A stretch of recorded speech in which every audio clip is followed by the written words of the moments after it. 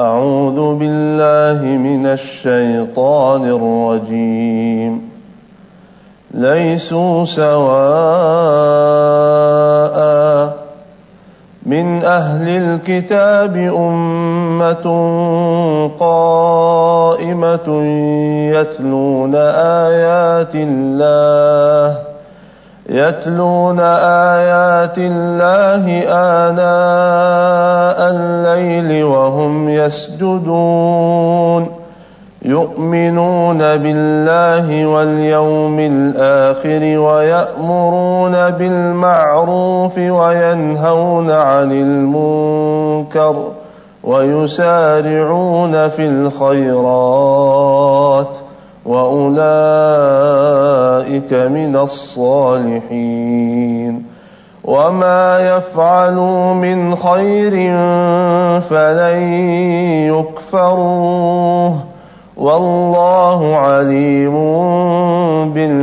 بالمتقين إن الذين كفروا لن تغني عنهم أموالهم ولا أولادهم من الله شيئا وأولئك أصحاب النار هم فيها خالدون مثل ما ينفقون في هذه الحياة الدنيا كمثل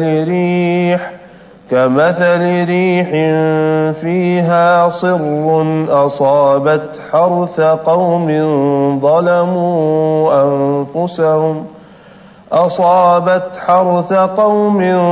ظلموا أنفسهم فأهلكته وما ظلمهم الله ولكن أنفسهم يظلمون صدق الله العظيم.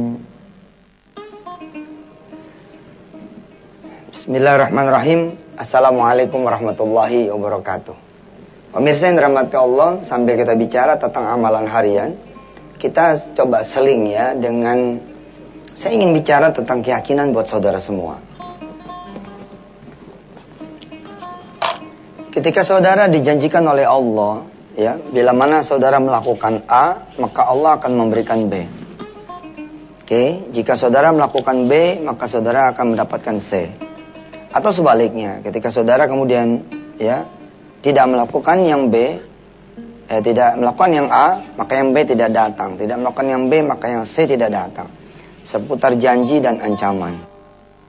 Ketika bicara tentang amalan-amalan harian atau amalan-amalan sunnah yang banyak sekali ragamnya, ada sedekah, ada sholawat, ada jalan ke masjid, lalu bertaburanlah janji Allah. Lalu apa yang kemudian harus kita sikapi dan bagaimana seharusnya yang kita lakukan? Cuman ada satu, saudara, yakni amanah, kita mengimani Allah. Bukan tugas kita berpikir tentang gimana caranya. Karena menurut saya yang lebih penting adalah meyakini janji Allah itu benar. Bahwa perkara bagaimana janji Allah itu datang kepada kita bukan urusan kita. Ketika Allah menyatakan misalkan kalau ngasih 1 akan dibayar 10. Bukan tugas kita tuh mikirin gimana ya caranya ya. Allah bakal ngasih kita 10. Ya. Ada lagi ngasih 1 dikali 700. Tugas kita adalah bagaimana kita mengeksekusi perintah Allah ini. Kita mengeksekusi suruhan Allah ini. Kita eksekusi anjuran Allah dan Rasulnya. Kita kemudian menyambut tawaran Allah dan Rasulnya. Tugas Allah lah kemudian menunaikan dia punya janji. Tapi bila mana maksudnya saudara adalah pengen memberi kebahagiaan buat diri kita gitu. Dalam pengertian buat saya pribadi ya, ketika saya menjalankan apa yang Allah seru. Misalkan Allah bilang lewat Rasulnya, ya, coba kita lihat sini, ya, ini ada di Riyadhus Shalihin misalkan, udah saya kasih catatan. Bismillahirrahmanirrahim. Wa an Abi Hurairah anna Rasulullah sallallahu alaihi wasallam qala, ala adullukum ala ma yamhullahu bihi al-khataya wa yarfa'u bihi ad-darajat. Dari Abu Hurairah, dia bercerita bahwasanya Rasulullah bersabda, Maukah kalian aku tunjukkan ya sesuatu yang bisa menghapus dosa kalian dan mengangkat derajat kalian? Hadis ini kalau buat saya nih hadis ekonomi gitu loh. Hadis tentang perubahan nasib, perubahan status saudara. Naik derajat tuh bisa juga dikatakan sebagai kenaikan ekonomi. Saudara mulai dari rumah kontrakan, lalu kemudian kebeli rumah itu. Lalu kemudian saudara melebarkan kanan dan kiri. Saudara dari seorang office boy, ya kemudian menjadi kepala rumah tangga. Kepala rumah tangga kemudian masuk lagi ke jenjang lebih tinggi jadi manajer. Manajer jadi direktur, direktur jadi presiden direktur kemudian jadi owner satu perusahaan dan seterusnya. Buat saya yang menarik adalah ketika Allah dan Rasulnya bilang, ya, maukah kamu aku tunjukkan, ya, sesuatu yang bisa menghapus dosa, terus mengangkat derajat. Lalu Allah bilang, kalau mau jalanlah ke masjid, tunaikanlah salat berjamaah. Kalau pengen dihapus dosanya, diangkat derajatnya, jalan ke masjid. Karena setiap langkah itu, jeng ke masjid, itu berarti Allah hapus dosanya. Yang satu lagi Allah naikin derajatnya. Makin sering ente jalan ke masjid, makin sering diangkat derajatnya, makin banyak diangkat derajatnya. Dan ini bukan wilayah Anda. Ini wilayah Allah. Wilayah Anda, wilayah saya, wilayah kita semua adalah, ya go to masjid. Pergi aja ke masjid. Ada seorang hamba Allah, dia tidak rajin ke masjid. Pengangguran tuh, dia rajinin ke masjid. Alhamdulillah gitu loh. Mulai kebuka, ada jemaah. Ngangkat dia jadi sopir. Kemudian dikursusin akuntansi. Kemudian sama si jamaah ini, ya kemudian bahkan dinikahkan. Sesama pembantu dia. Yang satu perempuan, satu lagi dikawinin. Jegrek gitu. Ada perubahan yang sebenarnya kuantum gitu loh. Dari seseorang yang nothing, lalu kemudian menjadi something. Dia diterima akhirnya kemudian jadi pegawai negeri, and then kemudian menjadi kepala sekolah di salah satu sekolah negeri. Subhanallah. Lalu dia sadari, benar Ustaz, ketika saya ceramah gitu, apa dia bilang? Ini semua karena saya rajin. Nah, bab ini akan terjadi bila mana saudara melakukan apa yang Allah seru, saudara menyambut apa yang Allah tawarkan, saudara kemudian berbahagia dengan janji Allah. Dan kemana-mana ya, insya Allah kita akan lanjutkan seru. Insya Allah setelah yang berikut ini.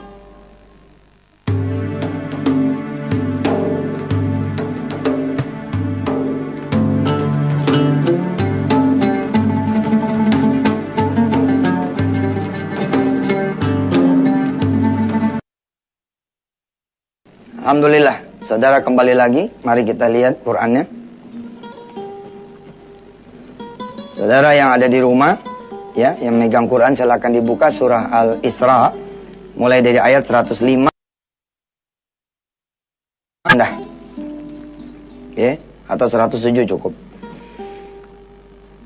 A'udzu billahi minasy syaithanir rajim. Wa bil haqqi anzalnahu wa bil haqqi nazal. وَمَا أَرْسَلْنَاكَ إِلَّا مُبَشِّرًا وَنَذِيرًا وَقُرْآنًا فَرَقْنَاهُ لِتَقْرَأَهُ عَلَى النَّاسِ عَلَى مُكْثٍ وَنَزَّلْنَاهُ تَنزِيلًا أَوْ لَا تُؤْمِنُوا إن الذين أوتوا العلم من قبله إذا يتلى عليهم يخرون للأذقان سجدا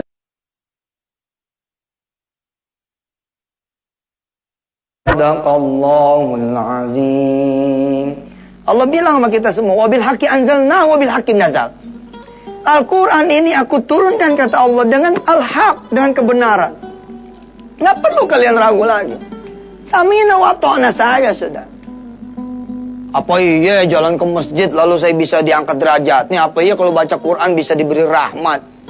Masa dengerin orang yang lagi baca Quran aja bisa sembuh sakitnya? Dari mana judulnya? Dari mana judulnya? Bukan judul ente emang. Judul kita emang laksanakan. Ya. Allah bilang wa nazzalnahu tanzila. Quran ini aku turunkan tanzila Nazzalnahu tanzila. Betul-betul aku yang menurunkan. Maka Allah sambung dengan kalimat kul aminu bihi aw la tu'minu. Mau percaya ente percaya deh. Kalau nggak mau percaya ya udah nggak usah percaya. Wah.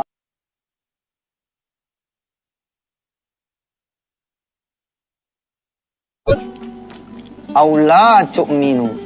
Mau percaya ente. Kalau nggak percaya udah. Yang ngasih tahu ente itu yang punya keputusan final. Dan dia yang tahu dengan cara apa rizkinya datang. Dia yang tahu dengan cara apa masalah ciptakan, mengalirkan, mengendalikan rizki. Biarlah Allah yang berpikir. Biarlah kemudian Allah juga yang kemudian merencanakan. Kita tinggal terima aja jalannya. Jalanin aja udah. Adik saya kerja di satu perusahaan, ya, gajinya 7 juta.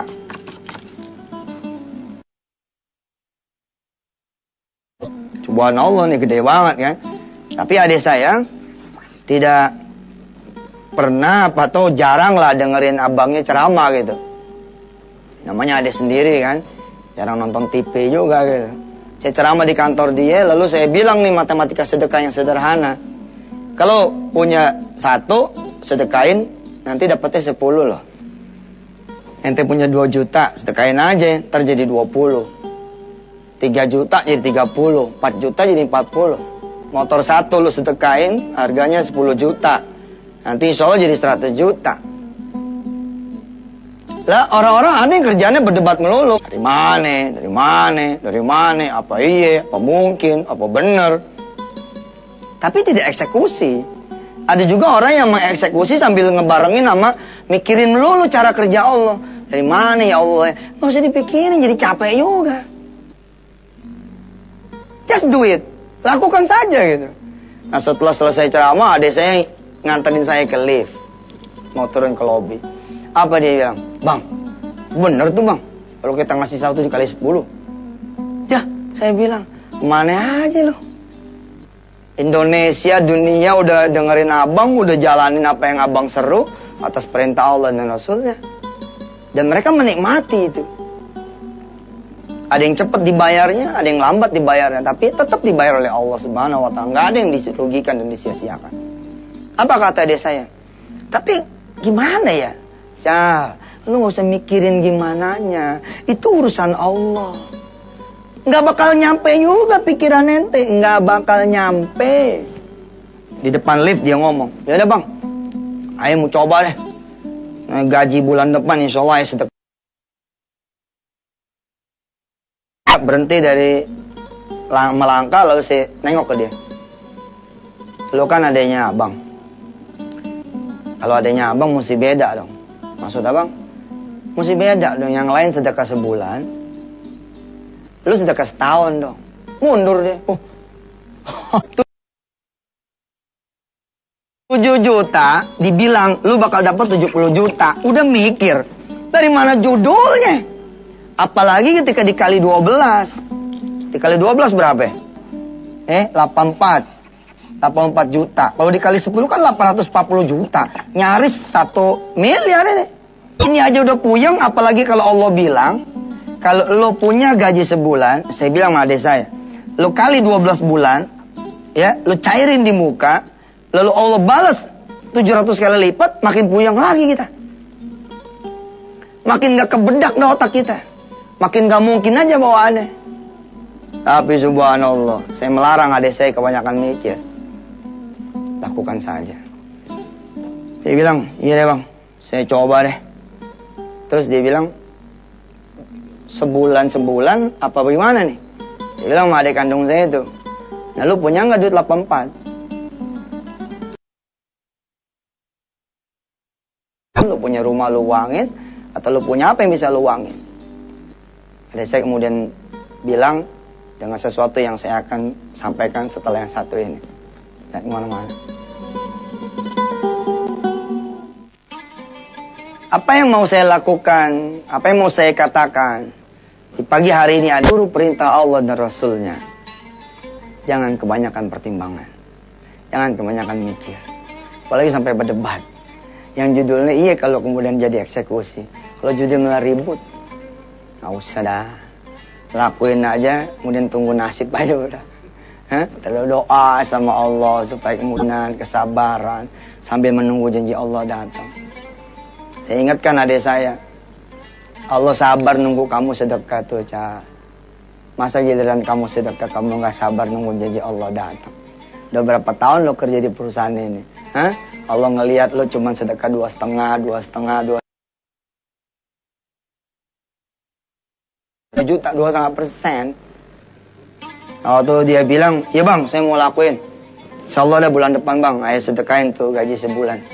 So, saya bilang, Cak, lu adek gua, mesti beda dong. Yang lain sebulan, lu setahun. Alhamdulillah dia mikir. Saya bilang, udah, lakuin aja. Urusan Allah nanti mau jabah, ya jadi B, jadi C, jadi D, jadi Z, terserah Allah dah. Terus dia nanya sama kita, terus bang, dicairinnya sebulan-sebulan, apa bagaimana ya, apa langsung setahun?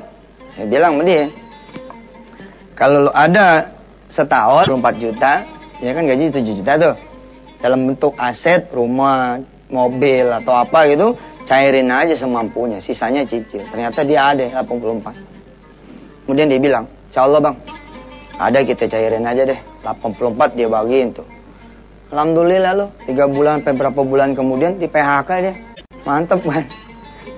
Kalau kita pikir-pikir kan gitu, makin gak kepikir lagi gitu. Kalau setan masuk, tuh kan bang, apa kata saya juga, borok gue dapet 70, borok gue dapet 840, yang terjadi gue malah PHK. Tapi ternyata cara Allah itu. Ketika perusahaannya dibeli sama salah satu perusahaan Arab, ya perusahaan di Saudi, perusahaan di Arab lah, Timur Tengah sana, bukan Saudi. Kalau posisi dia tidak di PHK duluan, maka yang terjadi adalah dia cuma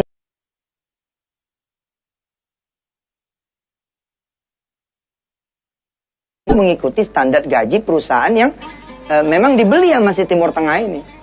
Jadi kantor dia, perusahaan dia itu diakuisisi ini sama si perusahaan Timur Tengah. Dalam keadaan ADC udah di luar.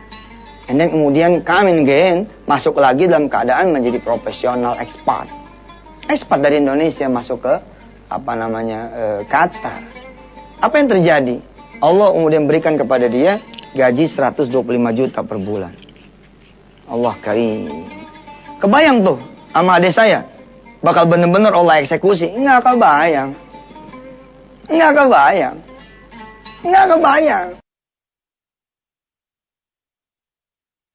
Tugas kita jalanin. Ya, kita lihat lagi ayatnya. Maka Allah bilang kan, innal ladzina utul ilma min qablihi idza yutla alaihim yakhruna lil alqani sujada. Subhana rabbina in kana wa'du rabbina lamaf'ula. وَيَخِرُّونَ لِلْأَذْقَانِ يَبْكُونَ وَيَزِيدُهُمْ خُشُوعًا. Kalau ketemu ayat ini harus sujud sebenarnya. Ya, tapi kita baca subhanallah, alhamdulillah. Tidak ada jalan kecuali kita sami'na wa ta'na, karena orang-orang yang berilman dan berilmu ya sebelum kalian itu, kalau turun ayat-ayat Allah ya, idza yutla alaihim yakhruna lil adqani sujada. Dia sujud sami'na wa ta'na. Kita masih akan berbicara insyaallah di hari-hari mendatang ya. Saya pikir-pikir amalan harian nanti saya bikin artikelnya sajalah. Saya bikin artikelnya, kemudian insyaallah kita akan jadikan buku saku gitu, amalan harian. Nah, jadi jualan deh ustadznya kan, lumayan, buku saku. Ente mah jadi jemaah nggak boleh ngelihat ustadznya dagang, gue bingung. Kalau ustadznya pakai tarif lu pada dagang lu pada nggak seneng. Mudah-mudahan ya kita bikin nanti jadi buku saku amal harian, kita dagang lah. Kita dagang buku saku insyaallah, mudah-mudahan bisa buat beli korma di tanah suci ya kan. Insyaallah mudah-mudahan. Insyaallah ya. Sampai ketemu lagi, kita tutup dengan doa. Kita baca suratul Fatihah. Mudah-mudahan Allah sayang sama kita. Allah berpikir, gimana sih nanti Allah? Itu urusan Allah aja. Al-Fatihah. A'udzubillahi minasyaitonirrajim. Bismillahirrahmanirrahim. Alhamdulillahirabbil alamin. Ar-Rahmanir-Rahim. Maliki yaumiddin. Iyyaka na'budu wa iyyaka nasta'in. Ihdinas siratal mustaqim. Siratal ladzina an'amta 'alaihim ghairil maghdubi 'alaihim waladdallin. Ighfir lana wa lil amin. Sampai ketemu saudara. Assalamualaikum warahmatullahi wabarakatuh.